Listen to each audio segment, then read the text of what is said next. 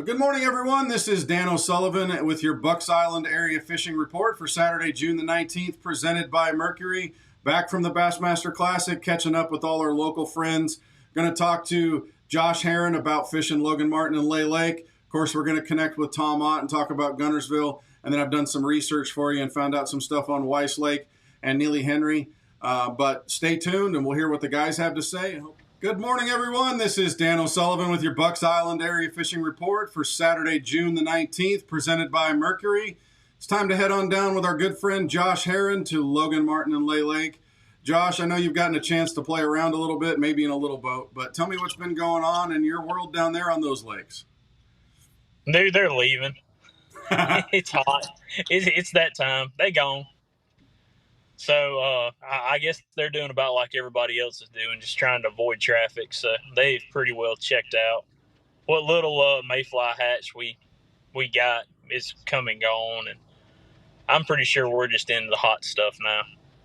So it's time then to start heading out to the river ledges. The moment you get out onto the water, forget topwater bite, forget swim jigs, forget flipping. Time to head on out to the ledges? No, I mean, dude, you can always catch them up early in the mornings for whatever reason, especially on Logan Martin. But, yeah, it's fixing to be a definite offshore gig. And mostly, I mean, especially on Logan, it's going to be a brush deal. It seems like every natural river ledge that we ever had that held a bass, somebody's either dumped a double wide or a triple wide load of something on it. So it's pretty well a brush pile gig now. So what would you recommend? What area of the lakes would you recommend looking at, and what type of techniques would you suggest people try? You can put in at Town and Country and idle out and look at Lake Master, and anything that looks like it should have a fish on it, if it's a point of any form or a roadbed or something, you can pretty much guarantee there's a brush pile on it, if not four. So, I mean, if you want to go hop out right now and just go catch some fish, pretty good way to do it. Standard Logan Martin deal, green pumpkin shaky head. Just throw a green pumpkin shaky head. No Texas rigs, no That's jigs, it. No crankbaits. If you just want to go catch a bass, green pumpkin shaky head. Okay. What about Lay Lake? Anything in particular down there? Lay is a little different. Lay's got a lot of natural timber still left in it. Yep. And yeah, there's a lot of brush that's been sank in the timber, but Lay, you still have a lot of natural features that anywhere those, you're looking for anything that's probably within eye shot of the river. Those fish, they want to go all the way now. And most of the time, my experience is when they go the deepest they're pretty much going to go all year, right off the bat. So, I mean, that 18 to 22 foot range on Lay Lake is going to be the gig right now. Well, brother, we appreciate everything. Thanks for spending the time with us, and we'll talk to you again next week. Thank you, man. Good morning, everyone. This is Dan O'Sullivan with your Bucks Island Area Fishing Report for Saturday, June the 19th, presented by Mercury. Hey, we're going to head on up to Lake Guntersville with Tom Ott. Tom, I've been kind of running around watching pro anglers getting on stages and stuff, but I know you got a chance to fish. Tell me what's going on up on that big Tennessee River impoundment, the big, beautiful Guntersville. Man, Dano, I'm telling you, right now is the greatest time to be alive on Guntersville. There's boats everywhere. I mean, you get run over by the jet skis and by the skiers and all of that kind of stuff, and just enjoy watching getting entertained out there while you're sweating and fighting off the milfoil dance. But no, I tell you, since we talked last, the fish have made a huge push out to the ledges. When I say ledges, not always the river ledge or creek ledges, but that deeper transition spot. But just real quick, one thing I was going to say is we forget a lot of times, and when you go out there and fish those ledges, you'll understand what I'm talking about, because there's 5 boats on every spot. If there's somebody fishing it, there's probably no fish there, that kind of deal, or they're not firing. But we forget that Guntersville is such a great grass lake. And when people are out there working those ledges, I'm finding a lot of success getting off the beaten path, going to sit in 9-10 foot of grass and stroking a jig. And I mean, I'm telling you, swimming a worm, all those good things that we used to do 10 years ago to catch big fish on Guntersville, if you go do that, you can still catch those big fish. They're still there. It's so fun to sit out there on a school of fish and catch 50 fish at a time. But I'm telling you, the pressure's there. The fish know it. And especially for us weekend guys, golly, man, it makes Saturday and Sunday pretty tough out there. But, just don't forget that it's a great grass lake. We've got some fantastic fishing. I mean, the future is very, very bright for Guntersville. It's been slow on the big fish, but golly, when you can go just whack on them, it's fun.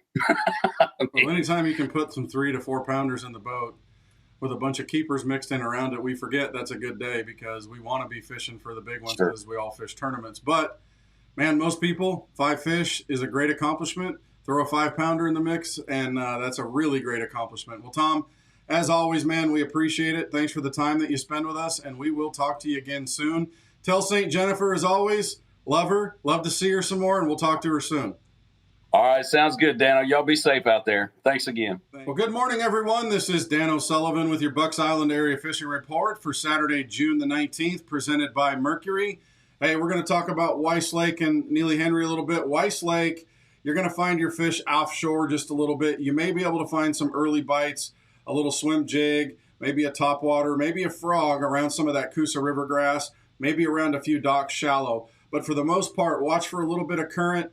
Find some offshore structure, fish yourself a shaky head, maybe a football jig, maybe even a crankbait here or there, but a big worm might also play with a Texas rig. The offshore bite's going to be a little bit better at Weiss than it would be at Neely because it's a little bit broader body of water and the fish will get a little bit further out. Look for stumps, maybe some shell bed type things or rocky points a little bit on channel bends to be able to find a few. But it's hot. You're going to want to be offshore a little bit. But that changes when you come to Neely Henry. Neely Henry, especially upriver, is a current bite.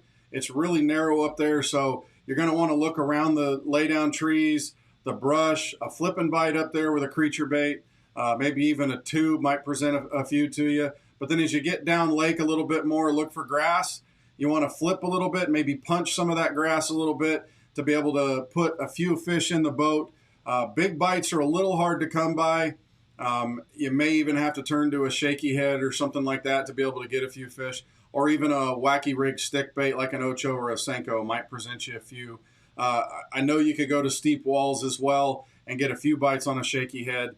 I like red shad worms, 5.5-inch, 6-inch finesse worms. Those kinds of things will present bites for you. I like to do that on an 8-pound line with a braided line, main line, 15, 20-pound main line with an 8-pound leader.